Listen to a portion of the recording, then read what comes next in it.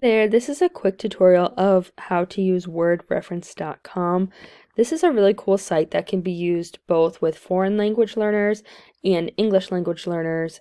One limitation is that it does only have these languages available, so it has 18 different languages, as opposed to Google Translate, which has over 100 languages here. But I do like Word Reference better, and I'm going to get into why I use this one in my classroom versus Google Translate. So there's a common misconception with language teachers that they completely hate when students use any kind of word dictionary at all because they want them to have those vocabulary words memorized. For me, this is not true. Obviously, there are certain words that I do want my students to have committed to memory, but I don't expect my beginning level students to know every single word in Spanish right off the bat.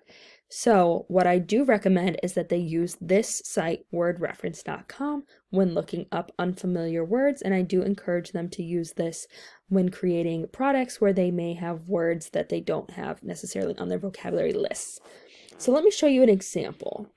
Most students use Google Translate. If a student is talking in the sports unit and they use the word bat, they're going to type in the word bat here. It's going to come up here as this word, murciélago. One cool feature about Google Translate that it does have is that there are multiple translations and there are definitions over here.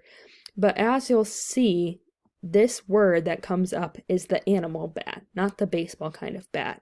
You can see the correct word for it down here. The issue is that most students just look at this big word and ignore everything else. Additionally, when translating long phrases, Google Translate doesn't have the context, so it's very difficult to get the exact phrase right because there are just so many different combinations of words, as we know.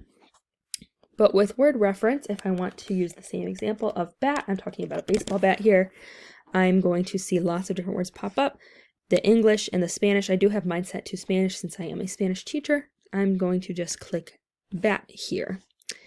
And you can see here the different definitions. So I really like that this gives many examples. So it gives many different translations, and then it does give sentences in English and Spanish, and it also does give a definition here. It tells what part of speech it is, and here it also tells if it's masculine or feminine in Spanish, which is very cool, and it does have the verb translations as well. So it is definitely like the site you want to be at if you are looking at any type of unfamiliar word, because it just has so much more information than Google Translate, in my opinion here.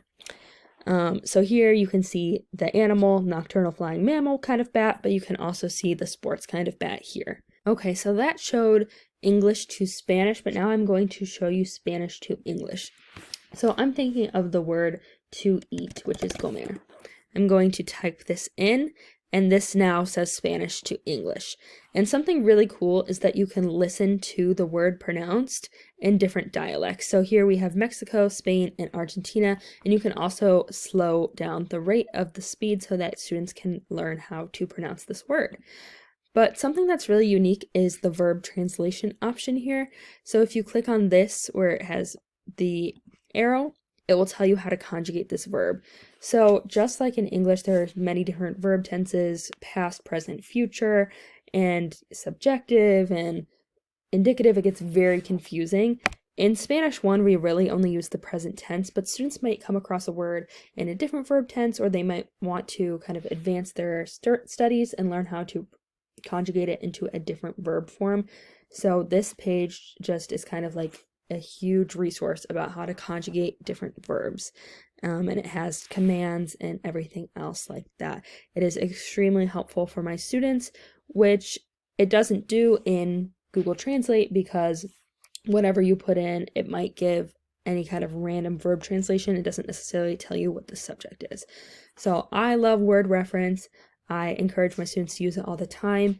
In my artifact that I made representing what something a student could make would look like, I put the regular vocabulary words that we have in pink, and then in purple here I put words that a student might look up on word reference that they didn't know but they wanted to include in their products. So I hope you enjoyed the tutorial of word reference, and I hope you will consider using it with your students soon.